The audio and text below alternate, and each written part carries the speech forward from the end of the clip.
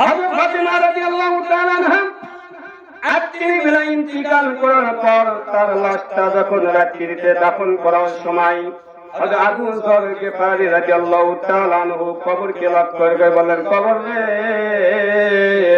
তোমার মধ্যে যারে রাখতেছি দুনিয়ার কোন সাধারণ নারী রাখতেছি না, ইনি হলো জান্নাতের নারীদের সমস্ত নারীদের সরদানি হযরত ফাতেমা রাদিয়াল্লাহু তাআলা আনহা। কবর ছেড়ে আওয়াজ আসে না, হে কবর, তোমার ভিতরে যা রাখতেছি দুনিয়ার কোন সাধারণ নারী নয়। হাসান হুসাইনের মা ফাতেমা রাদিয়াল্লাহু তাআলা আনহা কবর থেকে কোনো আওয়াজ আসে না, হে কবর, তোমার ভেতরে যা রাখতেছি আলী রাদিয়াল্লাহু তাআলা আনহুর স্ত্রী। কবর ভেতর থেকে আওয়াজ আসে না।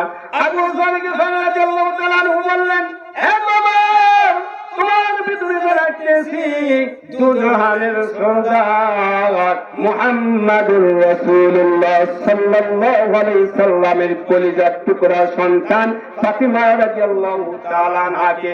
কবর থেকে আওয়াজ আসে, আবু যর, আমি আলীর স্ত্রীকে চিনি না, হাসান হুসাইনের মাকে চিনি না, আমি জান্নাতের সরদারি ফাতেমাকে চিনি না, মুহাম্মাদের কন্যাকে চিনি না, আমি কবর চিনি তার নেক আমল, আমল যদি ভালো হয় আমি কবর তার দৃষ্টি শেষ সীমানা পর্যন্ত প্রশস্ত হয়ে যাব, আর যদি আমল যদি খারাপ হয় এক মাটি আর এক প্রান্তে যাব, আর এক মাটি আর এক প্রান্তে যাব, দুই দিকে চাপ দেব। বলেন নাউজুবিল্লাহ। রাসূল বলেছে, হে ফাতেমা, তুমি এই কথা মনে করো না যে আমি নবীর কন্যা, এই কথা বলে মাপ